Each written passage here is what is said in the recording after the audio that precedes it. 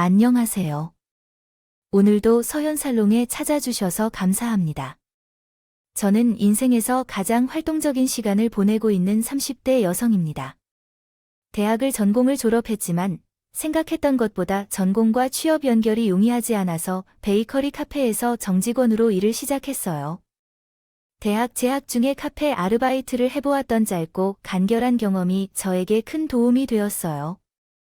그곳에서는 학력이나 가정 배경을 따지지 않았기 때문에 마음이 편안했죠. 제가 내성적인 성향을 가졌더라도 서비스업이 제 적성에 잘 맞는다고 느꼈습니다. 남편을 만나는 순간 그는 대학을 졸업하고 취업한 상태였습니다. 회사가 집에서 멀게 위치하여 자취하고 있던 남편은 제가 일했던 카페가 있는 원룸촌 근처에서 자취를 하고 있었어요. 우연히 서로를 만나게 되고 눈이 마주친 후 사귀게 되었습니다. 데이트 비용을 아껴서 남편의 자취방에서 시간을 보내게 되었고 서서히 마음이 조용해졌습니다. 어느 날 남편은 제게 말했어요. 취업 준비만 오래 하고 싶지 않아. 빨리 취직하고 싶어서 회사에 들어왔는데 만약 이직을 하게 되면 안정적으로 자리를 잡은 후에 너와 결혼할 생각이야. 나누고 싶었어요. 얼마나 놀랐는지 모르겠어요. 연애와 결혼은 하늘과 땅 차이잖아요. 남편을 만나도 제가 이 사람과 나중에 결혼을 할 것이라고 생각해 본 적은 없었어요. 욕심을 품다는 건 없었어요. 그래서 농담으로라도 긍정적인 답변을 줄 수 없어서 이야기를 끊었어요. 남편의 반응은 당황한 것 같았지만 제가 승부욕을 불러일으킨 것이 아닐까 싶기도 해요. 그 이후로 남편이 자격증까지 따면서 이직의 기운을 불렀거든요. 그 해 뒤에 남편은 정말로 더 좋은 회사로 옮겨갔어요. 그리고 남편의 자취방도 정리되었어요. 씁쓸하지만 우리 사이도 소원해졌습니다.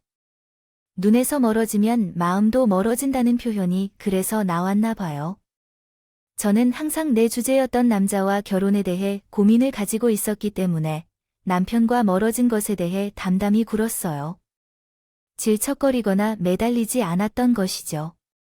그러더니 시간이 좀 지나자 남편 쪽에서 저한테 먼저 자주 연락을 해오고 제가 있는 곳으로 매번 찾아오기 시작했어요. 남편이 피곤함을 안고서도 저를 보러 온 건 그 안에 구심거리가 있었기 때문이었어요. 이직한 회사에서 영적응을 못하고 겉돌고 있다는 게 첫 번째 문제였고 자취 생활을 청산하고 집으로 돌아갔더니 가족들과의 관계가 매끄럽지 않다는 것이 다음 문제였어요. 남편은 위로 누나만 셋이에요. 누나들끼리는 결속력이 강한데 막내인 자기만 동떨어진 것 같다면서 남편이 씁쓸해했어요. 그런데 설마 그럼 제가 시누이만 셋이었냐고요? 네, 불행하게도 맞습니다.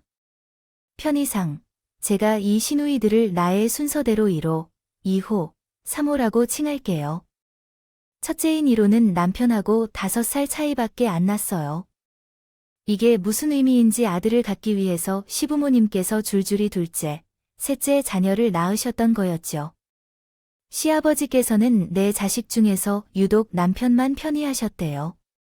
바로 그러셨던 시아버지께서 췌장암 진단을 받으셨던 것이 남편의 마지막 고심거리였던 거예요. 스택 식구들은 아무것도 이겨낼 수 있다며 희망을 갖자 했지만 시아버지께선 비관적인 태도를 취하셨고요. 하나뿐인 아들이 결혼하는 모습을 보기 위한 소원을 이루어야만 죽기 전에 싶다는 생각을 했어요. 그 일이 일어나자 남편은 혼란스러운 마음을 가지고 저에게 매일 만나러 왔고 결국 그러한 남편과 결혼하게 되었죠. 우리 집안은 가난하고 그 정도로 가난했기 때문에 흙수저 집안이었어요. 제 친정이었어요.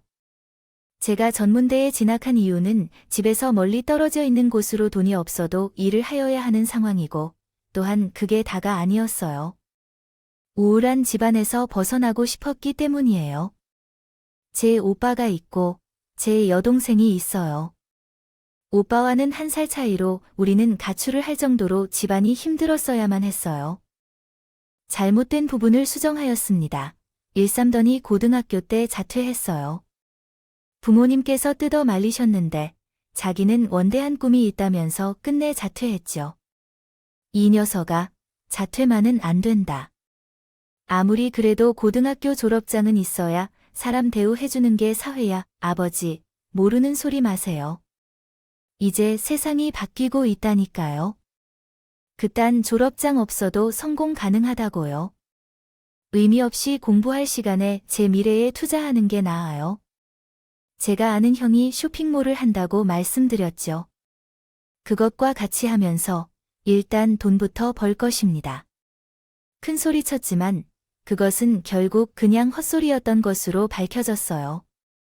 돈을 벌긴 뭘 버나요? 수중에 하도 돈이 없다 보니까 오빠는 끝내 집구석에 없는 돈마저 다 찾아서 훔쳐갔어요. 오빠의 나쁜 행동으로 인해 매점에 갈 돈도 없어서 저는 간식 한 번 사 먹어본 적이 없었어요. 친구들이 매점에서 낱개로 팔던 OS 몽쉘통통을 먹는 모습을 몰래 지켜보면서 얼마나 침을 삼켰는지 모르겠어요. 오빠는 성인이 되어서 9살 연상의 여자와 결혼하겠다고 난리를 쳤었지만 그 여자가 유부녀로 발각되어 일단 끝났어요. 정말 황당한 일이 많았는데 이로 인해 충격을 받은 아버지께서 기어이 쓰러지셨고 멀리 계신 외삼촌은 찾아와서 오빠를 왕복으로 싸대기를 해 공장에 넣어버렸어요. 제 여동생은 타고난 든든하고 발랄한 성격이에요. 외향적인 사람입니다. 초등학교 고학년 때부터 이미 저는 여동생보다 1살 아래에 있었어요. 언니 역할을 해보려다 여동생한테 몇 번 쥐어 터진 후로는 제가 얌전하게 살았어요. 여동생은 중학생 때부터 본격적인 반항기에 돌입해서 양아치로 살았죠. 보다 못한 부모님의 두 손에 잡힌 적이 있었죠. 그때 여동생의 반응은 가히 인상적이었어요. 엄마랑 아빠도 공부 안 했으면서 왜 나한테만 공부를 열심히 하라고 그래? 아무도 대화가 안 나왔는데 왜 나한테만 대학을 목표로 공부하라 그러냐고? 나한테 공부머리를 물려줬어? 아니면 공부할 수 있게 환경을 만들어줬어? 가난만 알려줬으면서 나한테 이러라 저러라 하면서 기대하지 마. 여동생의 신랄한 발언에 부모님께서 크게 충격을 받으시고 그 이후로는 애를 포기하셨어요. 그래서 저는 그 집 구석에서 탈출하고 싶었던 거예요. 집에는 제가 정직원으로 일한다는 얘기를 한 적도 없었네요. 그냥 베이커리 카페에서 아르바이트 하면서 경력을 쌓고 이딴 식으로 둘러대었죠. 왜냐하면 재학 도중에 코피를 쏟아가면서 아르바이트까지 하면서 부모님께 돈을 받기도 했었는데 정말 의미 없는 결과를 보았거든요. 두 분께서는 건강 문제로 일을 많이 하실 수 있는 상황이 아니었기에 우리 집이 더 힘들었던 것 같아요. 원래도 사는 형편이 어려웠는데 제가 초등학생이었을 때 부모님께서 교통사고를 당하셨었거든요. 그 여파로요. 엄마는 한쪽 다리를 절곤하셨어요. 아버지는 여러 차례 수술을 받으셔야 했고 몸이 쇠약해지셨죠.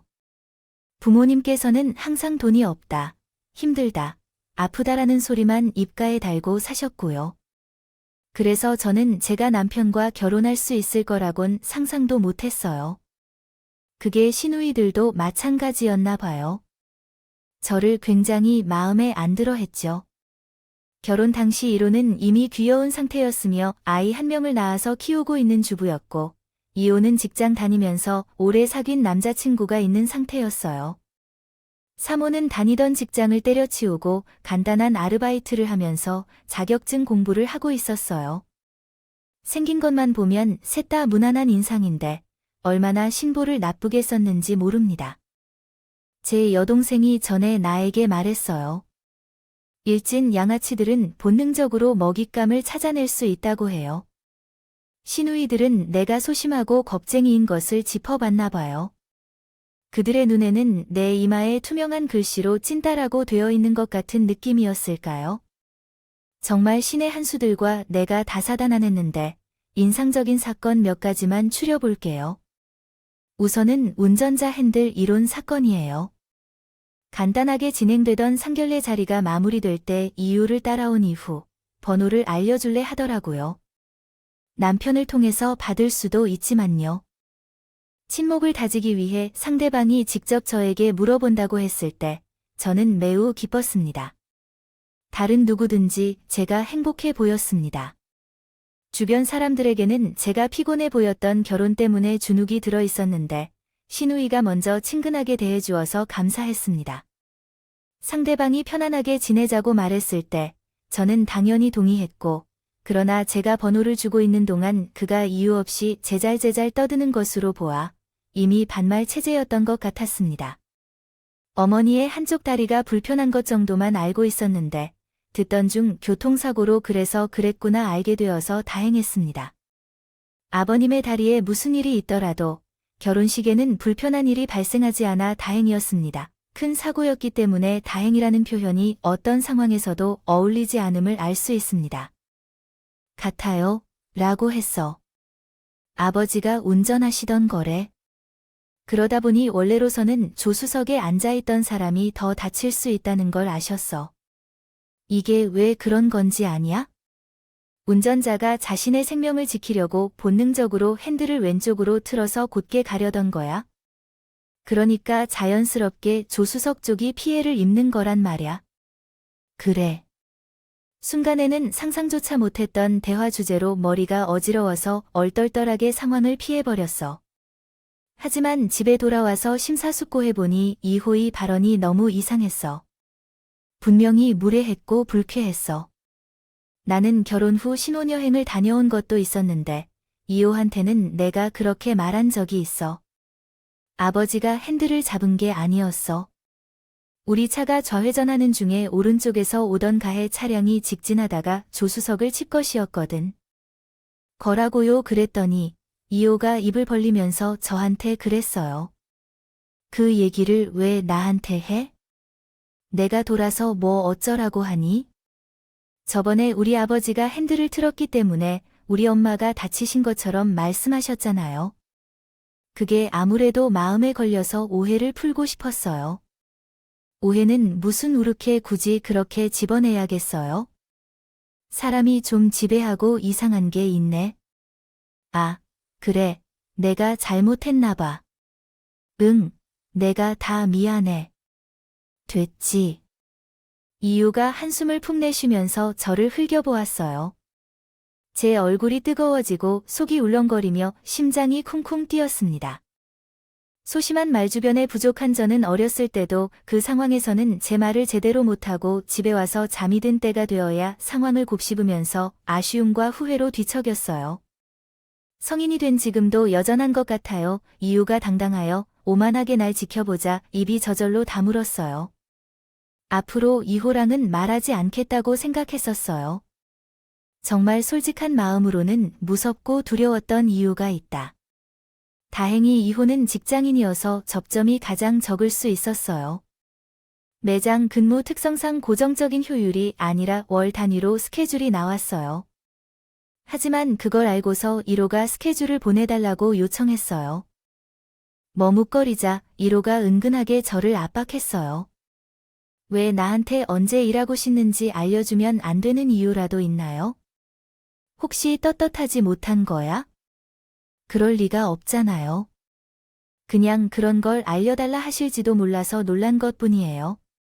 다음 달 스케줄 나오면 알려드릴게요. 알았어. 정확히 언제 나오는지, 그리고 마지막 주에는 나오겠지? 그거, 우리, 신간의 여자들, 톡방에 전송 부탁해. 신간의 여자들이란 이름의 방이 있었는데, 시어머니, 시누이들, 저까지 총 5명이 들어가 있었어요. 남편이 신실한 것은 당연히 유추가 되겠죠? 제가 남편한테 신간의 여자들 톡방에 너무 불편하고 어렵다고 말했더니 남편이 이상한 반응을 보였어요. 여자들이 친목을 다지는 걸 너무 좋아하지만 내가 처음엔 어렵고 낯설고 힘들 수밖에 없다고 말한 건데 그래도 그냥 군대 같이 생각해봐.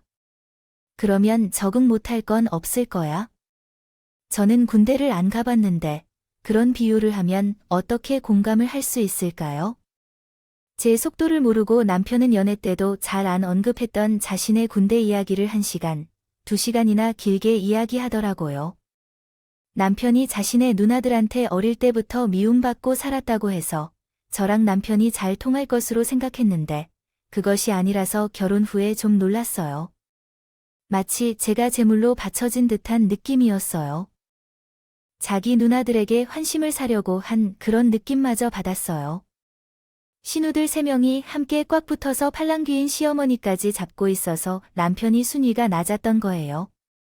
1호가 계속해서 제게 스케줄 얘기를 계속해서 꺼내니까 공유하기가 어려웠어요. 그 상황을 보면서 2호 사무도 오늘 저한테 연락을 해오면서 정말 귀찮게 굴었답니다. 마치 제가 속편하게 휴무를 즐기는 것을 용납할 수 없겠다는 듯이 그랬어요. 속이 터질 만한 일이 꽤 있었지만 휴무를 이용해서 일어난 사건 중 가장 중요한 것은 아마도 닭장 안의 거지들 사건이었을 거예요. 결혼한 지 얼마 되지 않아서요. 시아버지께서 결국 돌아가셨는데 그 이후로 시어머니께서 우울해 하시고 계시는 모습을 보기 힘들다면서 1호가 같이 드라이브를 가자고 제안했어요. 제 휴무날을 콕 지정해서 말씀드리는 거예요. 그리고 스케줄이 공유되니까 핑곗거리가 없었다고 해요. 백수나 다름없었던 3호가 함께 참여했고 총 4시서 차를 타고 떠났어요. 신상 베이커리 카페에 간 것까지는 좋았어요. 제가 어렸을 때부터 빵에 관심이 많았고 카페에서 일을 하면서도 홈베이킹과 같은 걸 독학으로 조금씩 하고 있었거든요. 구경하면서 즐거웠지만 역시 나에게는 꿔다 놓은 보릿자루였다. 시어머니와 1호, 3호는 끊임없이 대화를 이어나가는데 나는 방청객처럼 리액션만 하느라 정신을 바쁘게 썼다. 그런데 갑자기 1호가 나에게 친정이 여기서 가까운 동네 아니냐? 고 물어보았다. 거짓말 할 수 없어서 맞다 고 했더니 그때 3호가 빵 먹는다는 대신 웃음이 터져나왔다. 인절미 빵이었기 때문에 콩가루가 다 나에게 튀고 올게. 웃다 버렸네 미안. 갑자기 웃긴 것이 생각나서 말이야. 그런데 친정집을 저번에 듣고서 궁금해져서 검색해봤더니 거기 주공 아파트였어. 왜 주공이 임대 아파트라는지에 대해 생각해보게 되었어. 알아서 말았습니다. 해주셨던 겁니다. 물건을 그렇게 보지 않았는데 너무 귀엽네요. 입에서 물고 태어난 게 흙수저라서 창피했어요. 3호가 깔깔 웃으면서 신나게 이야기하는데 저는 기분이 착가라앉았고 비유적으로 표현하자면 전신의 피가 차가워지는 느낌이었어요.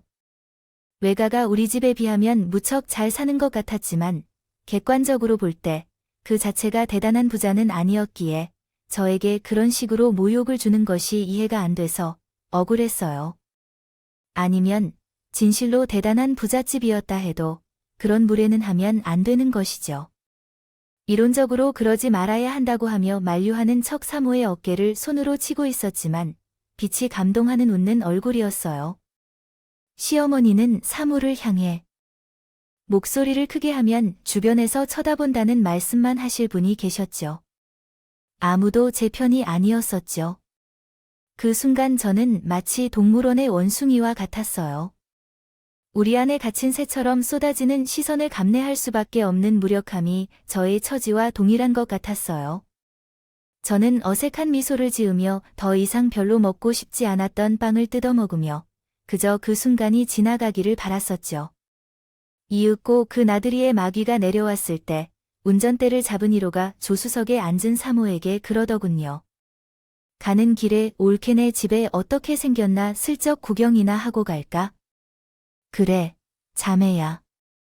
어차피 거기 들러봤자 길을 돌아가는 것도 아니잖아.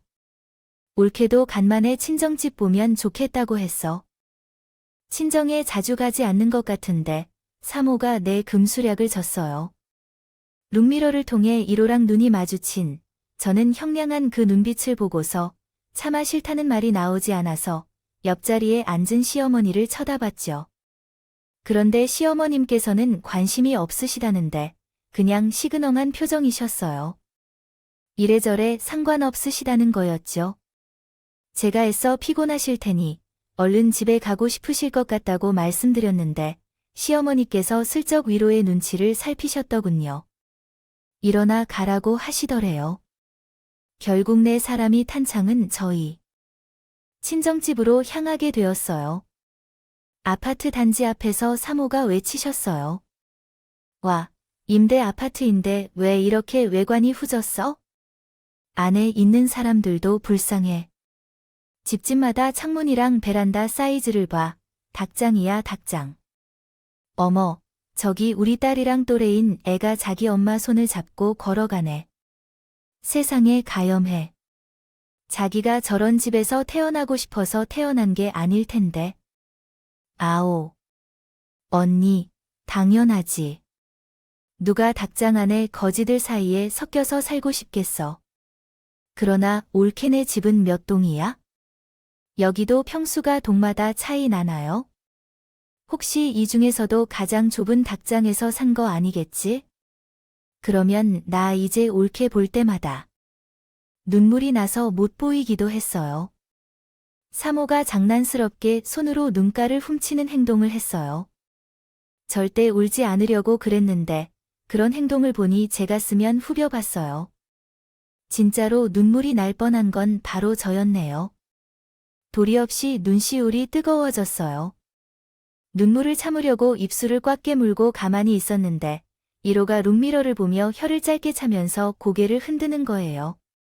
그래서 제가 확 터지고 말았어요. 지금 뭐 하시는 거예요? 계속 저를 바보로 만드시면 좋으세요. 닭장이라고요. 거지들이라고요. 그런 생각이 들었다 하더라도 속으로만 생각하고 마셔야지. 당사자인 제 앞에서 굳이 말씀을 꺼내시는 이유가 뭐예요, 형님들? 정말 너무하시네요. 저를 상대로 일진 놀이하시는 것 같아서 정말 참담합니다.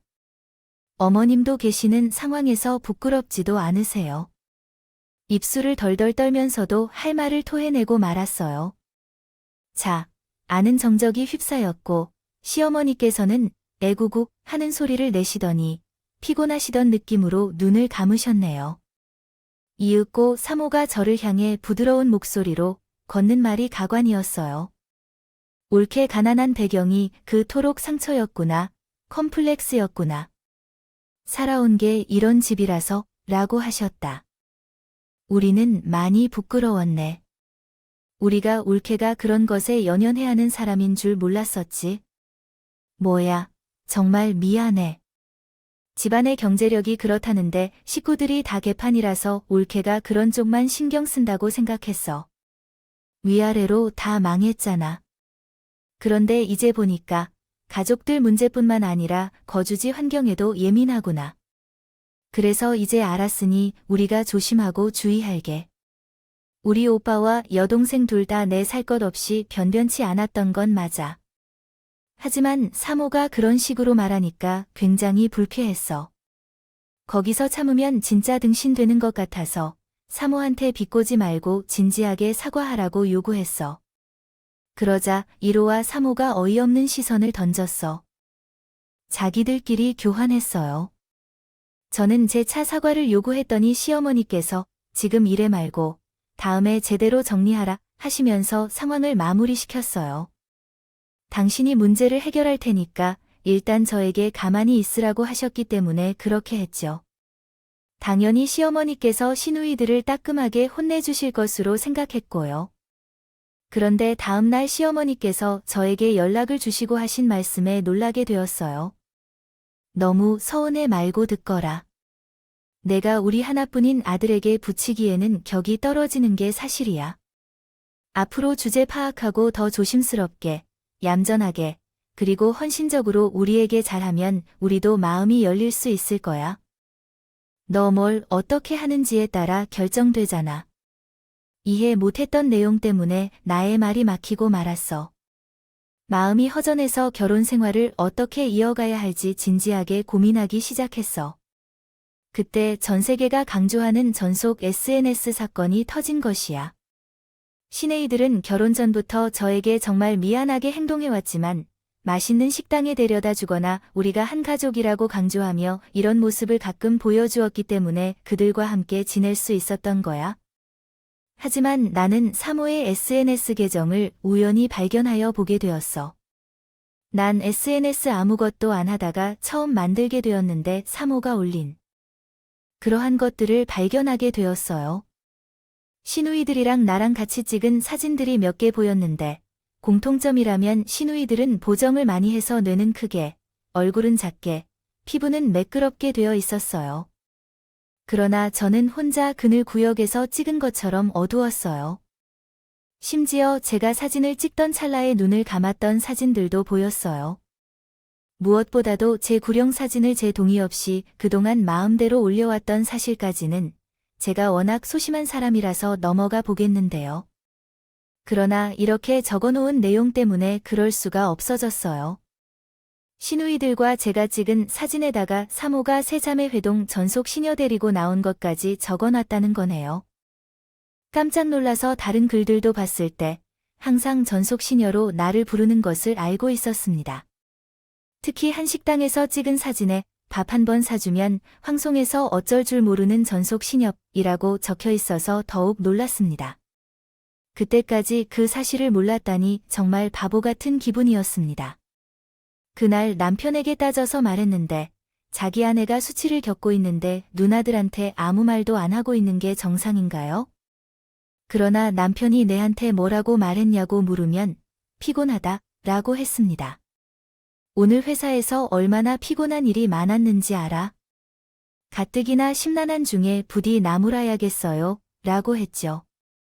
일하면서 편하게 몇 푼을 버는 너는 분명히 이해할 수 없는 세계를 매일 이기려고 노력하는 중이야. 내 중압감을 내가 가늠할 수 있을까? 남편의 반응에 서운함을 넘어 묘한 감정이 들었던 것 같아요. 그래서 남편을 피하려고 했지만 남편은 하던 휴대폰을 내려놓고 씻으러 갔어요. 휴대폰 화면이 켜져 있었는데 모르게 그것을 집어들었어요. 화면이 켜지자마자 휴대폰이 잠금될 테니 서두르고 말아야 했던 거예요. 이상한 직감이 들었죠. 아무리 남편이 신이라고 해도 최소한 놀랐어야 하는데 그런 모습마저 없었다는 것이 너무 이상했어요.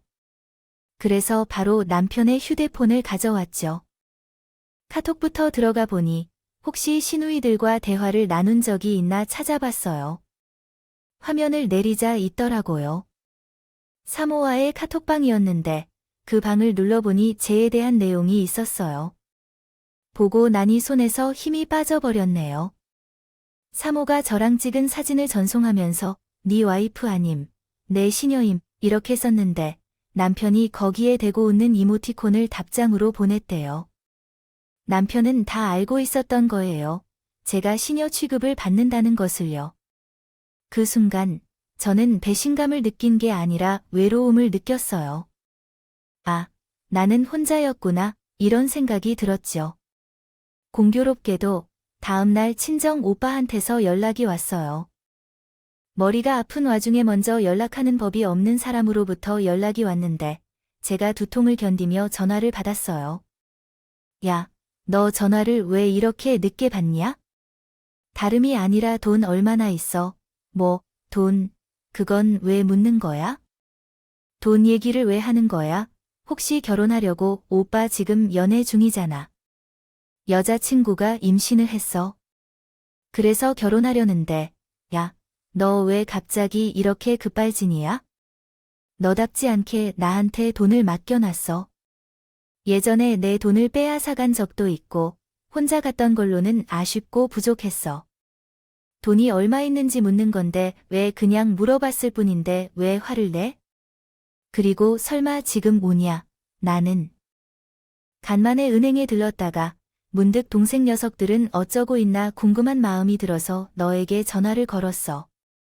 너 무슨 일 있니? 왜 나를 피우고 있어? 오빠가 언제부터 내 일에 신경 쓰는 거니? 그래, 나 결혼해서 어떻게 사는지 궁금해한 적이 있었어. 한 번이라도 물어본 적 있었는데 나 지금 죽을 맛인데 왜 하필 이런 때에 안 하던 전화를 하고 지랄이야. 저도 모르게 울분을 터뜨리며 울고 말았어요. 애써 억눌러 왔던 게 그때 다 터져나온 모양이었지요. 남에게는 제대로 하고 싶은 말도 제대로 못 꺼내는 주제에 진짜 가족을 상대로는 쉽게 화풀이가 되더라고요. 그래서 사람들은 늘 가까운 이에게 가장 많이 실수하게 되는 것 같아요. 상처를 준다고 하나 봐요. 오빠에게 서름을 다 토해낸 저는 그간 있었던 일을 털어놨습니다. 가만히 다 듣거나 오빠가 저에게 조용히 말해줬어요. 야, 뭘 고민하고 망설여 답은 하는데 이혼해 이제 윤희 흥민 세상 아니잖아. 너나 나나 이제 남한테 끌려가면서 사는 거 그만하자. 우리 이제 그만 그렇게 살자. 오빠의 말에는 많은 것들이 추각되어 있음을 저는 알 수 있었어요. 아닌 척 애를 쓰지만 오빠랑 전화 속에는 지독한 열등감을 품고 사는 사람들이었죠. 한 가족이기에 제 본질을 잘 아는 오빠가 그렇게 말을 해주니 제 안에서 답답하게 뭉쳐있던 것들이 풀리더군요. 저는 부모님께 먼저 연락드려서 이혼할 것을 알렸어요. 부모님은 제가 다시 이렇게 큰 결혼을 할 것이 어려울 거라며 걱정하셨어요.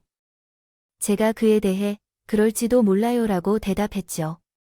그러나 꼭 다시 결혼해야만 해야 할까요? 그래서 그 두 분 모두 놀라셨고 저를 설득하려고 하지 않았어요. 그래서 남편에게 이혼하자고 제안했고 무슨 일이냐는 듯이 단 이틀 만에 그가 동의했네요. 남편에게 솔직하게 사모들과 나눈 카톡 대화를 봤다고 전해주었더니 결혼 생활을 더 이어가기 힘들다고 판단한 것 같았어요. 시어머니께서는 많이 고생했다고 말씀하셨어요. 신혼집은 시댁의 지원으로 대출을 받아 마련했기 때문에 저만 가도 되는 것이었습니다. 제 짐을 챙기던 날에는 오빠의 친구, 그리고 여동생이 와주셨습니다. 남편은 출근에 있어서 짐을 거의 옮기고 나서 할 일이 없는 사모가 왔습니다. 오빠와 오빠의 친구는 짐을 가지고 차에 실으러 주차장에 내려간 상태였고 사모는 본인 물건만 챙길 것을 걱정해 저의 형편을 봐주려고 하더라고요. 하지만 사모의 이야기를 무시하고 가방을 챙기자 사모가 제게 다가와서 대인배스럽게 말했습니다. 우리 비록 짧은 인연이었지만 서로 좋은 추억으로 남기로 하자. 심지어 그가 악수를 청하면서 오른손을 내밀었을 때 제가 울분이 치밀고 있었는데 여동생이 다가와서 사모의 손을 탁 치며 딱 한마디 했어요. 그 한마디로도 의도가 전달되었어요. 아가리 닥치라는 뜻이었지요. 그러자 손을 얻어맞은 사모가 눈알을 부라리면서 여동생을 쏘아봤어요. 여동생은 입모양으로 오하하면서 재밌다는 표정을 지었고 사모의 시선에 응수하더군요. 그러나 몇 주가 지나지 않아 사모가 눈을 깔았어요. 시누이들의 경쟁에서는 진정한 양아치 일진의 향기에는 당할 수 없을 거예요. 그렇게 제 여동생에게서 나왔던 것일 거예요. 사물은 제가 소심한 찐따인 걸 알아봤듯이 제 여동생이 본인보다 상위 레벨에 미친 또라이라는 걸 알아냈을 거예요. 사모는 저랑 눈도 안 맞추고 조용히 사라졌었어요. 이혼하고 나니까 해후 눈물이 나왔어요. 한동안은 힘들었어요. 휩쓸리듯 결혼에 몰려 살다 보니 스스로가 너무 못나서서 나 자신의 나약함이 싫었어요. 그러나 저에게 충격적인 위로를 해주는 존재는 바로 오빠였어요. 돈을 모으다 보니 지난 생활을 날린 게 너무 후회가 돼요. 진심으로 성실하게 살았다면 돈도 더 모았을 텐데 그리고 다른 길도 찾을 수 있었을 거예요. 너 이혼한다는 걸 생각하면서 보면 다른 사람의 카페에서 일하면서 돈을 벌어다 주는 것 말고 내가 하는 사업이 어떠냐? 너 빵 만드는 것도 잘하고 바리스타 자격증도 있잖아. 내가 시작해볼래? 내가 하는 거면 내 재산을 너한테 투자할게. 오빠, 미쳤어? 그런 거 하다가 다 날린다면 망해서 빚쟁이가 되면 약하다고 하는 사람들이나 이런 일이 무서워서 절망하게 되지 우리가 무얼 그렇게 두려워할까? 그렇지 않니? 우리는 의미 없이 살아가는 게 무엇인지 잘 아는 사람들인데. 갑자기 용기가 솟아오르더군요. 이건 제 인생에서 들어본 적 없는 기회라는 직감이 들었어요. 오빠에게 솔직히 말했습니다. 제 가게를 시작해서요. 저는 운용하고 싶은 욕심이 있어요. 부모님께서는 말도 안 된다고 하시며 절대 반대하셨지만 여동생이 설득에 나서네요. 잘 사는 사람들은 저기 꼭대기에 있는데 우리는 어떻게 계층 사다리를 오를 수 있을까요? 월급을 받아서 우리의 학력과 경력으로 고액 연봉은 말도 안 되지 않나요? 그러나 혹시 장사로 대박을 치게 된다면 우리는 그 사다리를 올라갈 수도 있을 것이다. 대기업에서 일하는 것보다 더 많이 보게 되니까요. 부모님께서는 대기업이라는 단어에 매료되셔서 우리 사업을 이해하지 못했어요. 오빠가 매장을 설립해 주었고 준비 과정에서는 오빠의 친구들이 무보수로 도와주셨어요. 사실 제 가족은 오빠의 친구들을 옛날부터 싫어했거든요. 질 나쁜 무리라고 하지 그런데 의리는 참 좋더라고요.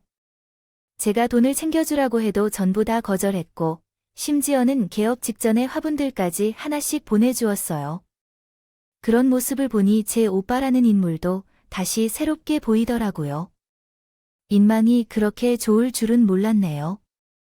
가게의 홍보는 여동생이 맡아서 처리해 주었고 제가는 여동생이 사지도 못할 명품을 감상하고 가짜 제품을 휘젓고 연예인들의 가식을 다 털어놓고 있고 유명한 장소들을 모두 알고 있는 여동생을 보며 불만이 들기도 했어요. 그러나 여동생이 환히 유행의 흐름을 알고 있어서 깨고 있어서 가게 홍보가 엄청 잘 될 수 있었어요. 정말 대단하더라고요. 여동생이 없었다면 저는 택배로 제품을 팔 거였을 거예요. 솔직히 제가 보기에는 이 과자가 그렇게까지 인기만을 구운 것 같았어서 의미는 있지 않았는데 여동생이 그것을 사진으로 찍어 올렸더니 너무 그럴싸해 보이더라고요. 초기에 미친 듯이 잘 팔렸어요. 저는 남을 따라한 게 아니라 스스로 개발한 레시피가 몇 개 있었는데 맛은 조금 어색할지라도 집에서 직접 만든 것 같은 정감이 묻어났거든요. 제대로 먹히게 되었어요. 단골 고객들이 형성되고 그들은 충성 고객으로 전환되었죠. 힘들었던 결혼 생활은 지난 과거가 되었어요. 어느덧 내가 제자리를 찾았어요. 자신감이 더해지고 가족에 대한 애정도 깊어졌죠. 오빠가 결혼할 때 진심으로 축하해주고 내가 물질적인 면에서 도울 수 있어서 기쁘기도 했어요. 오빠의 상견례 당일 예상치 못한 일이 발생했지만 상견례 장소는 한정식 집이었어요. 그 주말 그곳에서 상견례를 갖는 것은 우리뿐만이 아니었어요. 그곳에서 예전 시댁 가족들을 마주친 적이 있습니다. 이후로 그곳에서 상견례가 진행되었다는 것이죠. 저는 가게에서 일하느라 따로 도착했는데 천천히 주차장으로 이동했어요. 진입하자마자 식당 안에서 트는 한 무리가 눈에 띄지 않겠어요. 그 중에서 제가 알고 있는 얼굴들은 전 시어머니 1호, 1호의 남편 2호, 3호까지 5명이었어요. 깜짝 놀란 심정을 가라앉히면서 그쪽을 살펴보니 분위기가 상견례가 끝난 뒤처럼 보였어요. 저는 운전석 창문을 내리고 천천히 차를 그쪽으로 몰았어요. 얼핏 들려온 대화 내용이나 옷차림만 봐도 단박에 이후가 상견례 날임을 확신할 수 있었어요. 현장 앞에서 화기애애한 인사를 주고받는데 브레이크를 밟은 저는 명랑한 목소리로 말했어요. 와, 이런 우연이 있다니 놀라워요. 오랜만이에요. 모두가 제게 주목하고 있었어요. 예전이었다면 제 심장이 뛰면서 말을 더 이상 못했을 텐데 많이 변한 모습이군요. 경악한 전 시댁 가족들은 제법 즐거워하며 전속 시녀였던 소심한 찐따가 뚜렷하게 다른 인상으로 나타나니 그들 입장에서는 얼마나 놀라웠을까요? 마치 미호가 가까이 있었을 때처럼 제게 상체를 살짝 기울이며 작게 말했어요. 좋은 날에 초를 치네. 갑자기 여기서 왜 등장하는 거에 대해 짜증을 내보였지만 저는 화답하기로 했어요. 큰 목소리로 외쳤죠. 아니 보니까 오늘 주인공인 것 같은데요. 보러 쉬면은 이 가치록 말그 결혼했는데 지금 다니고 있는 은행원이랑 할래라지요. 현재도 양다리 때린 당시의 직장 동료인 사람이요. 고등학교 동창회에서 마주쳤던 사람도 있었죠. 이 3명 중 누구와 결혼하는 건지 모르겠네요. 모든 사람과 결혼하는 것은 아니겠죠. 그럼 진짜 극적인 사건이네요. 한순간에 침묵이 퍼졌어요. 이가 전혀 떨리는 손으로 나를 향해 때를 내리며 나는 창문을 천천히 열었죠. 내 발언으로 소소한 소란이 벌어진 것 같았고 모든 사람들이 돌아다시며 옥신각신했어요. 차를 주차하고 나서 나는 모르는 척 식당에 들어가려고 했는데 이가 빨갛게 불을 붙여 나를 노려봤어요. 너 못했어 라고 소리쳤어요. 그러자 옆에서 전 시어머니와 함께이 일어선 채로 홀이 깨져서요. 이로가 아직 상대방이 다 보고 있는데 경계망동하지 말라면서 필사적으로 입을 말렸고 나는 유유히 내부로 진입했지만 상모가 뒤따라왔어요. 거짓이었던 주제에 무슨 수를 뽑았는지 옷도 백화점에서 산 것 내거 남자가 잘 들었어? 나의 동생보다 잘 나간 것 같아. 너랑 이혼하고 내 동생은 우울증을 호소하다가 회사도 때려치우고 집에만 있는데 너는 왜 인과응보를 당하지 않는 거야? 세상이 왜 이렇게 불공평하냐? 걔 어이가 없네. 인광부의 뜻을 모르시는 게 아니에요. 제가 그쪽 집안의 잘못을 질렀어요. 인과부에 해당돼요. 그쪽 동생은 원래 정신 상태가 나약해서 제가 옛날부터 고민을 나눠주고 상담해주는 어르신들 덕분에 회사 생활을 이어갈 수 있도록 만들어진 것과 다름이 없었어요. 모르셨나 봐요. 그리고 난 남자의 기대에 부응하기보다는 제 노력으로 살아가고 있어요. 거짓말은 어리석고 어리석은 내가 그렇게 노력해봤자 외제차를 타고 명품을 입을 정도까지 오를 수 있을 거라고 생각해? 너는 여기서 뭘 하러 왔니? 돈 주는 남자 만나러 온 거 맞지? 아, 제가 여기에 제 사촌이 결혼하러 왔는데요. 상견례에 참석하러 왔답니다. 같이 들어가실래요? 제 여동생도 함께 있어요. 그 친오빠를 얼마나 그리워했는지 모르겠어요. 만나게 되면 화낼 거라고요. 과거를 매우 다졌던 게 그래서 제 여동생 이야기가 나오자 사모는 갑자기 입을 꼭 다물었어요. 마치 귓가에 여동생의 목소리로 아가리라는 지시를 받은 사람처럼 온순해져서 사라졌죠. 오빠의 상견례는 매우 좋은 분위기에서 진행되었고 며칠 후에 가게 인스타그램 계정으로 누군가 메시지를 보냈을 때 확인해 보니 이로였어요. 내가 우리 식구들의 번호를 다 차단해놔서 이렇게 연락해. 너 많이 성공했구나. 내가 설마 유명한 가게의 사장일 줄은 몰랐어. 벤츠를 타고 샤넬 투피스를 입는 이유가 있었구나. 우리 간만에 만나서 회포 좀 풀까요? 특히 우리 엄마가 너를 많이 보고 싶어 하셔요. 잘 읽고 난 뒤에 일호의 계정을 제가 차단했고 이틀 뒤 매장에 1호와 3호가 찾아왔습니다. 제 남편도 함께 있었는데 1호와 서무는 멀리서 거리를 두고 있었고 제 남편은 홀로 제게 다가왔습니다. 그리고 괜한 얼굴로 저에게 다가와서 나한테 다시 한번 기회를 줄 수는 없을까? 네, 이런 이유로 나는 하루하루가 지옥이었다. 바보같이 굴었던 과거를 후회해. 아직 재혼 안 한 거 본 거 보면 너도 나를 잊지 못한 거지. 그런 거지. 아무런 감흥이 들지 않은 제 스스로에게 그 순간 조금 놀랐던 것 같네요. 예전과 다르게 내외적으로 여유를 갖춘 저는 옅게 웃으며 전 남편에게 말했어요. 잊은 지 오래이며 재결합 따윈 고려하고 싶지 않다고요. 제 반응에 전 남편은 오히려 금세 전의를 상실했다는 듯 했죠. 고개를 떨고 나서 멀리서 1호와 3호가 지켜보고 있던 1호와 3호가 달려왔다. 이번에는 너무 냉정하게 끊을 수는 없어. 다시 천천히 만나면서 감정을 쌓아가면 안 될까? 1호가 말했다. 맞아. 우리 이전에는 정말 미안했어. 지난번 식당에서 마주쳤을 때 내가 완전히 옳지 않은 실수를 한 거야. 판단이 틀렸어. 한 번만 너그럽게 봐줄 수 없을까? 우리 다시 잘 지내보자. 응, 3호가 대답했다. 그건 안 돼요. 내 마음이 좁아서 너그러워질 수가 없어요. 포용력이 부족한 것 같아요. 아무래도 흙수저 출신이라서 그런 걸까 싶어요. 예전엔 닭장 같은 곳에서 오래 살았던 경험이 있어서 그 영향을 받았을지도 몰라요. 아마도 그럴 것입니다.